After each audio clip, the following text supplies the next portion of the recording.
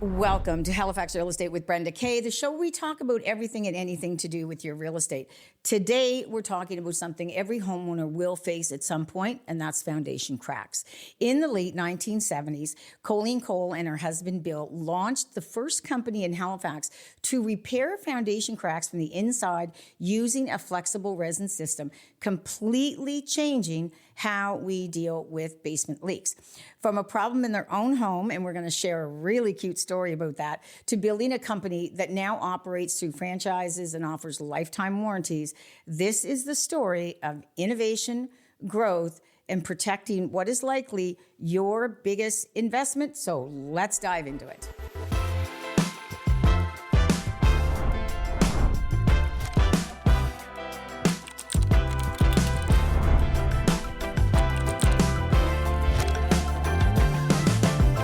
Colleen, welcome to Real Estate with Brenda K. I am so excited to have you on today. Your company, your knowledge, I can't wait to share this. So tell us a little bit about just who PERMA-DRY is, and then share your story of your house and how you get started. I love it. It's my favorite story. Okay, well, most people know us as the leaky basement repair people. Our claim to fame is fixing cracked foundations. But we do much more than that, but that's what we're mostly known for. I'm going to throw in here original because the originators from the 1970s. Yes. At that time, I think what people really have to understand is that up until you and Bill did what you did, you had to dig around the foundation of a house with excavators, this and that. So I'm just kind of building up the crescendo to your story here. So tell us about the story and how it got started. Okay. In 1979, we moved to an older house in Lawrencetown, and we were a young couple. This was our first home, had 3 toddlers. And Bill worked away a lot. He was project manager in a large construction company, and he would be home every other weekend. But that old house had several foundation cracks. And also, the only source of heat was a wood furnace in the basement. So I had to keep that fire going all the time. But the problem was really when it rained and the basement flooded. Yeah. And when we say old house, Colleen, to give the viewers an idea, it was old. Like we're talking. Oh yeah, that 80, house 90, was, yes, 100. Yeah. Yes. So when Bill would come home on the weekend, I of course complained. No.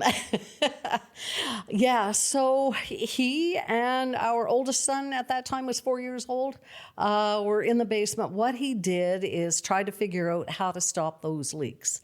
Number one, because typically in those days, it was to excavate around the foundation and put tar on it and things like that. Mm-hmm. But he was working in a lot of installations where they dig up at gas stations where they dig up the underground storage tanks and have to replace them. There's environmental reasons and all the piping, and they can't leak. So what he did is took some of the information that he knew about doing those kind of successful industrial type jobs, and he eventually fixed 6 or 7 cracks in our foundation. Using this new technology. Yeah. He just figured out, okay, we did it like this, so how about for the foundation, let's do it like this. Yes. Eventually he did our basement, then he did his mother's, then he did my mother's. And it all kept working. Oh, yes. Yeah. And I remember years ago talking to Bill and him, sharing how many times it took, how many scientists you work with, and trying to get that right mix. So people understand, like with concrete, as you've taught me so much over the years, concrete will expand and contract, and prior to put anything solid in there, it's just going to crack again. Yeah, well, all concrete cracks. Yeah. So in those days, actually, epoxy was the product of choice because that was what was there. That's all. So the problem with epoxy, though, when it cures, it's very rigid.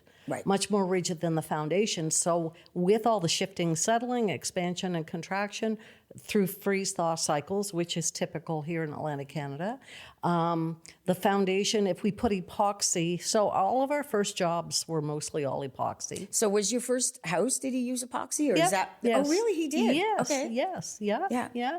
So what happened is once we got going and he was doing jobs using epoxy, about one day he was on the phone with a customer who had gotten a new crack. The crack we repaired held because the epoxy is very rigid and held. But what happened is because the foundation was moving, it created another expansion joint.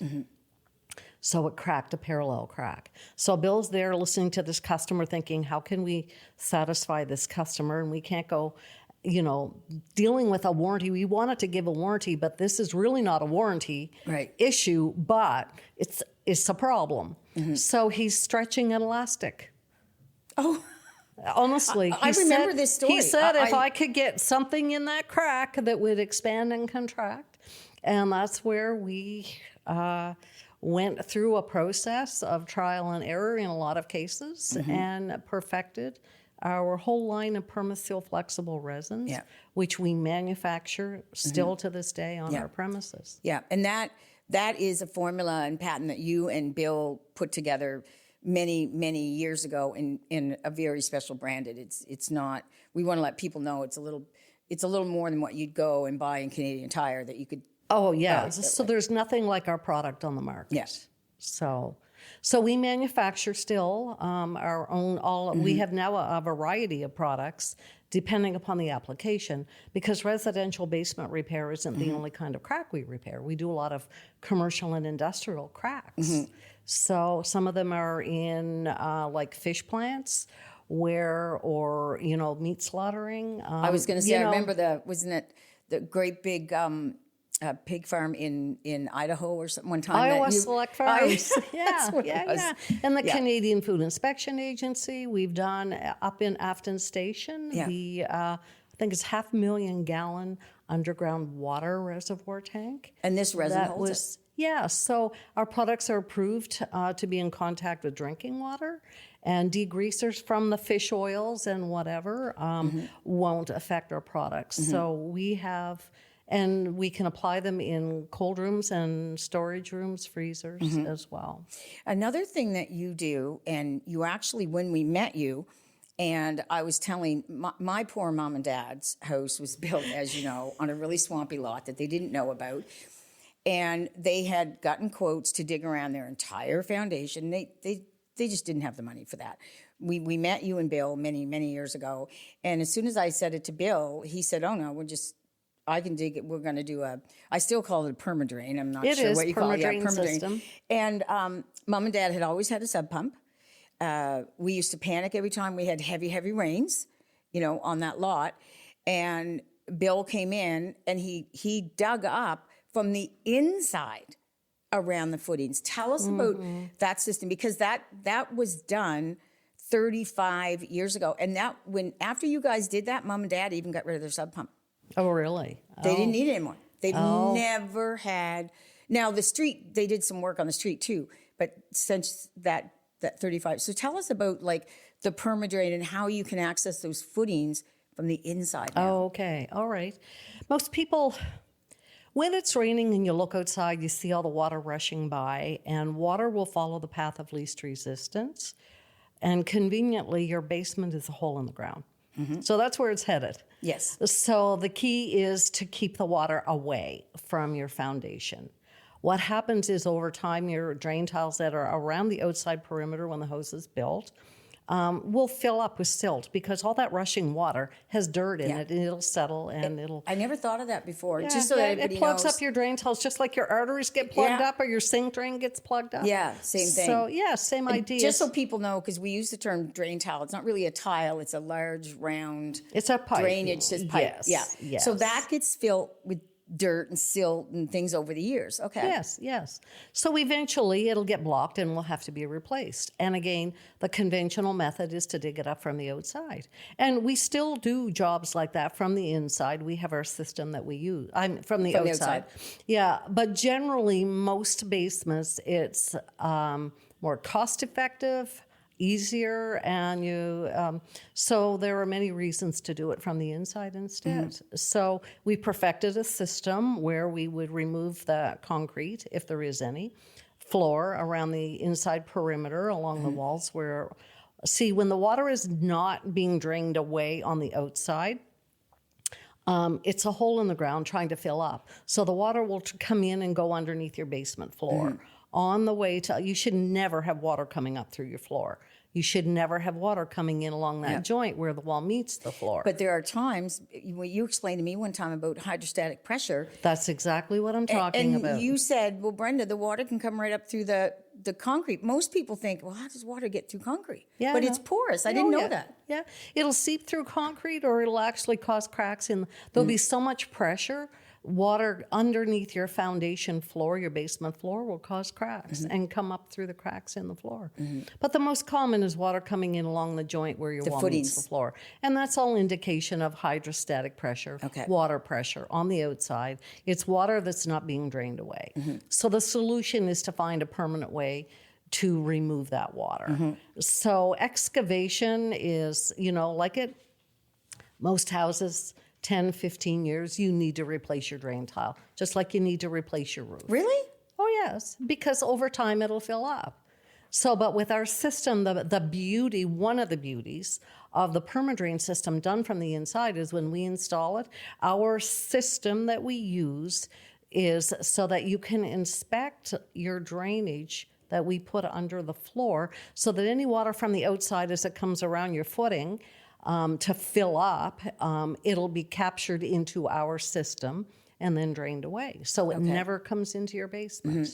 So the beauty of that, and that's why we can guarantee it not to leak for where we do the installation for as long as you own the property. So the problem is when it rains and water comes into the system, we have checkpoints where you can take the cap off and look down and see, poop, there's I didn't know that. Oh, yeah, there's your pipe and there's the water rushing through. Okay. Yeah. I'll have to look in Mom's house for that. Yeah. No, we didn't do that. Oh, you didn't do it back then? Yeah. Okay, so that's the beauty of a company who's been in business for 47 years is when we know better, we do better. So when we evolve the system, so that's one of the needs that our customers had is they need to be able to check. They want to see. And make sure that system, we say it's free and clear, and the water that comes through and into our system is filtered, so it's not full of silt. So it shouldn't be dropping that dirt in to plug up. Okay. But this is just another benefit of the system where the customer can pop the clean off, the cover off, and have a look. I always know when you've done it in a home because I call it waffle board. I don't know what it's called, but I see this black. Okay. What is that that you put up? Okay. That's an air gap membrane. An air gap. Okay. Yes. Okay. Yes. Yeah. Yes. Yeah. So when you do that system, Colleen, do you have to have a sub pump in the house? Because I know Mom and Dad don't anymore. Generally now in most municipalities, you cannot tie any drains into the municipality's water system, like your storm sewer. So most properties now, if you don't have a natural grade, a sump pump is necessary. Yeah, it's so funny you say that because I'm getting a house ready to come on the market for a client, and years ago, because this is older in Cole Harbour, and there's actually a drainage easement feeding into the city.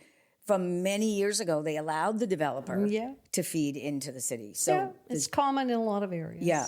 So the sub pump would be the answer there. Yes. Yeah. Yes. So Colleen, what if you see like a crack on the outside, you cannot find it on the inside, and it's not leaking? How do you monitor that? How do you know when you should fix it? If you see a crack on the outside, that's very rare because generally when a foundation or or a concrete slab or wall cracks, it's like splitting wood.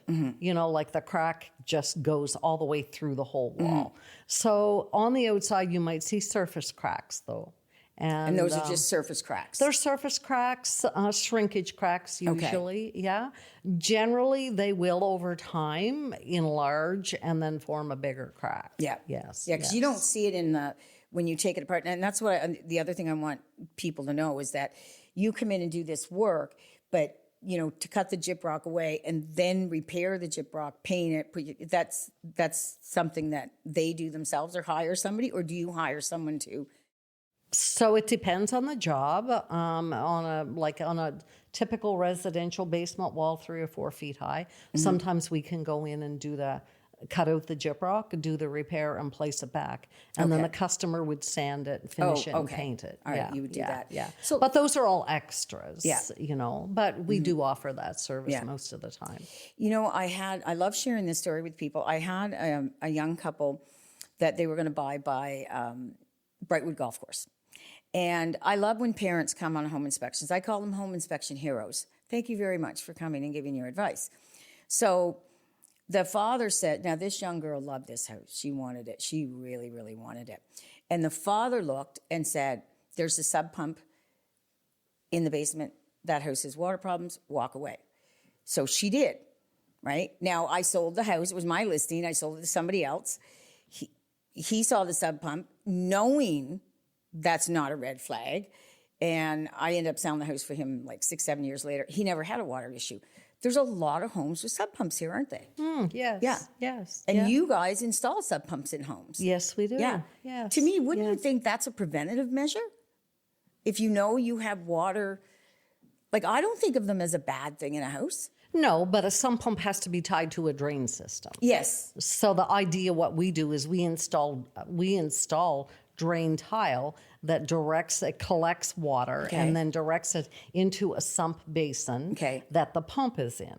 And then the pump will pump it outside to whatever you're pumping it into. There's several options. So what are, like a dry well maybe? Yeah, dry wells are just quite often just the elevation of the land or whatever. Yeah. Like mom and dad. So a place where it's unobstructed and is not going to be clogged up with ice or dirt or things like that. Yeah. Mom and dad had this black hose that come out of their basement for years. And that's how you don't see that anymore. No. There are different ways of doing that. But the sump pump is the workhorse of the system. So honestly, without a good sump pump on a drain tile system, like a PERMA-DRY system, the sump pump is, if the sump pump fails, then the whole system will fail because you've got water collected now into one of our sump basins, and they have this bolt down lid that's sealed. And but the thing is quite often the sump pumps we use are usually 1/2 horsepower sump pumps,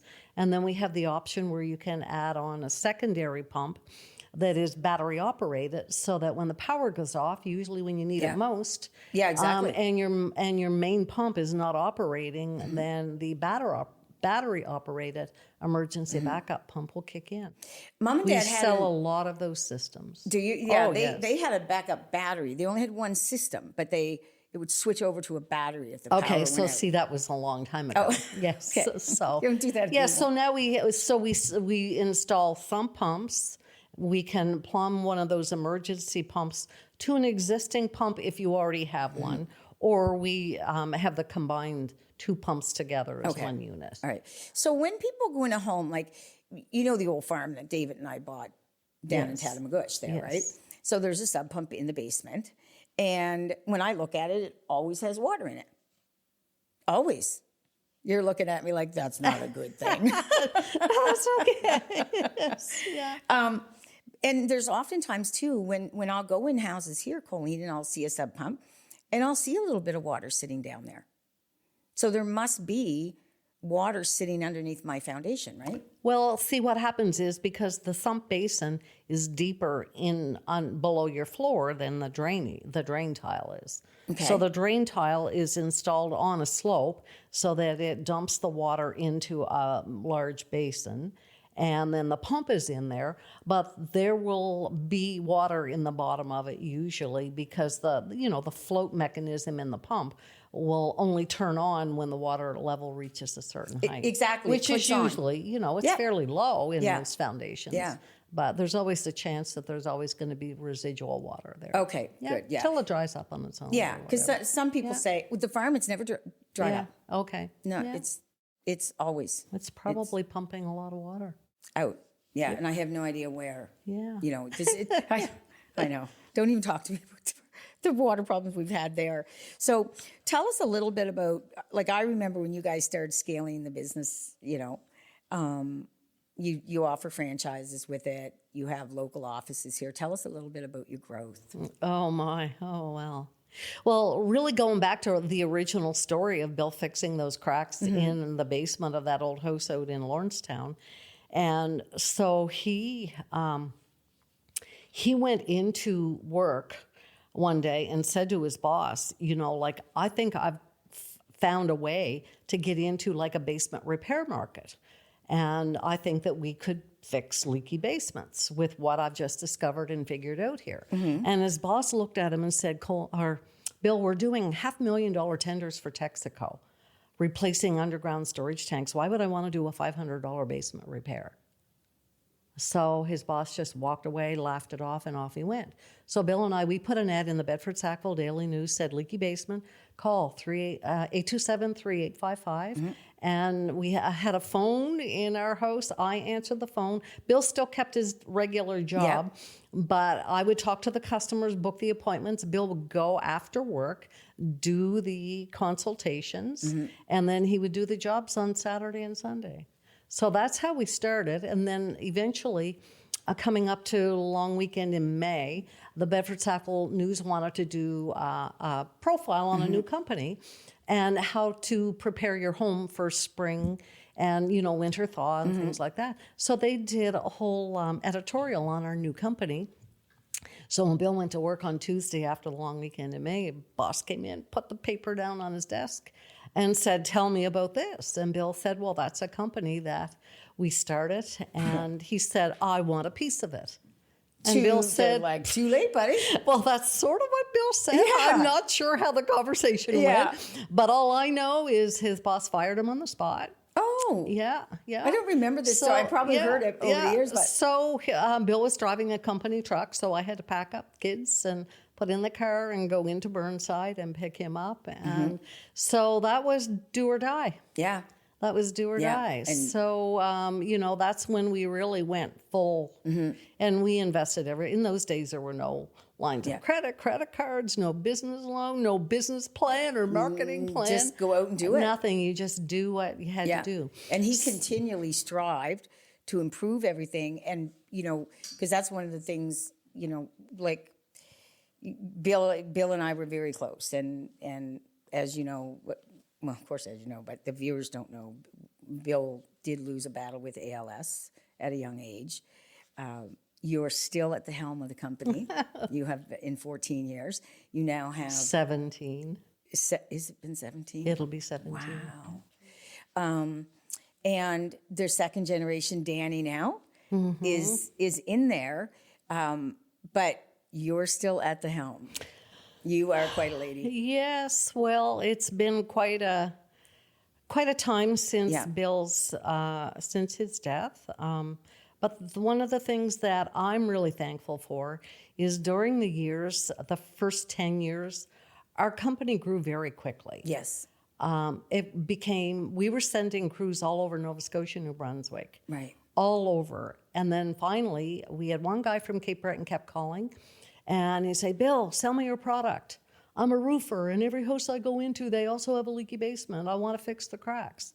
And Bill kept saying no, because he didn't want somebody to use our product and do a bad job and give a bad reputation. Exactly. Finally, this man whose name is Peter McIsaac called and said, will you train me and license me to use your name? Wow.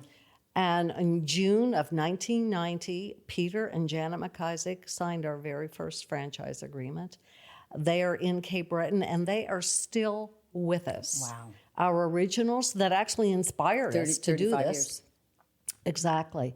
Yes. Yeah. So that was not June of 1990.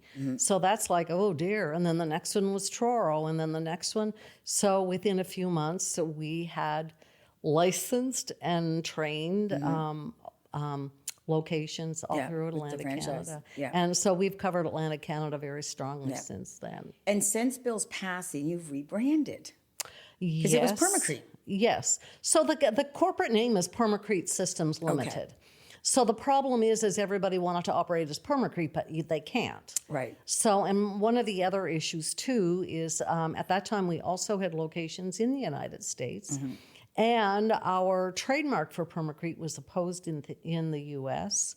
We went before the Trademark Commission in the U.S., defended it, but we lost our Permacrete trademark. Oh. But we have PERMA-DRY, PERMA-SEAL, PERMA-DRAIN. All of those are trademark systems. Yeah. So as members of the Canadian Franchise Association, Danny, my son Danny, and I attended a conference, and as the president, I got to sit with a lot of marketing gurus in the franchise business. When I went in, there were probably 12 people at the boardroom table. I was the only woman. And I was like, oh. And so I thought I will observe and learn and whatever. But one of the other companies there started talking about they lost their trademark and they've had to rebrand. And of course, I perked up because I'm listening. It's like, oh, what do you mean rebrand? And so the president of McDonald's Canada, marketing for McDonald's Canada was in the room. President of marketing for Hilton Hotels. So there were people with lots of experience. So they were advising this other company. And then I spoke up and told them our dilemma. And they said, no, you have to rebrand. If you're strong where you are, then you should be able to rebrand without losing any market share. And you did? Well, I actually cried at that meeting because I figured people will say, who does this woman think she is? Her husband's dead and now she's changing everything. And it's like I came up with every obstacle, every question I knew, and they helped me answer. So I walked out of that meeting, then it's like, oh dear, now I have to tell my son Danny. That we're changing the name. Yeah, so you know what? As soon as I told him, he goes, brilliant. So, and we did. So that's mostly why. So it's PERMA-DRY of Moncton. So each Permacrete Systems Limited signs a franchise agreement with an incorporated business that's registered in whatever province that they're in, but they also have an operating name as PERMA-DRY of Moncton. Right. PERMA-DRY. Okay. Of Halifax, whatever. Yeah. Yes. Now, I'm gonna because I'm definitely going to have you back next season. We're going to keep this podcast going because we could talk for hours with the company, your knowledge and things. There's a lot of people out there doing basement repair. There's a lot of people. Yeah. And I want to give a shout out to Danny because Danny's at the helm of repair, technical running things. I mean, Danny's been, since he was walking, he's been out with his father working. I remember him at 16 out there working. So I think if I was to say that, what's one piece of advice you would give to somebody because there's so many companies out there, Do your research. Do your research. So, make sure the company is licensed, is insured, has workers' compensation for their workers. If somebody pulls up in an old beater of a vehicle and they're in and out in no time, make sure you know what products they're using and what the guarantee. That was going to be my big question. Oh, absolutely. Yeah, they're all warranted. Yes. Warranty for life. Well, they do, but the thing is, if they've only been in business 2 years or 5 years, what standing do they have? What confidence do you have in that? Yeah. So the thing is we're very customer centric. We do not sell leaky basements. We sell peace of mind. Yeah. So that when PERMA-DRY comes in to do a repair in your basement, you have the peace of mind of knowing that we're always there, we'll always come back. With 47 years of experience behind you. So yes. Thank you so much for being here. You Yes. definitely have to come back. We're going to have to kind of sign off on our time here today, but definitely stick around so we can chat some more. Take you on a job next time. Yes, Okay. I will do that. Okay. All right. Deal. We'll do All right. that. Thanks. All right, chat later. So foundation cracks, they can sound scary, but they don't have to be. What matters is understanding the difference between cosmetic and structural issues, choosing the right repair method, and knowing exactly what your warranty covers. If you've had a crack repaired, keep your paperwork. If you're selling, make sure that that warranty transfers properly. And if you spot something early, don't ignore it. Water always wins if it's left unchecked. But with the right repair and the right company, I will say, behind you, you protect your home for the long term. Thanks for joining me on Real Estate with Brenda K. And remember, if you're thinking real estate in Halifax, think Brenda K. Cheers.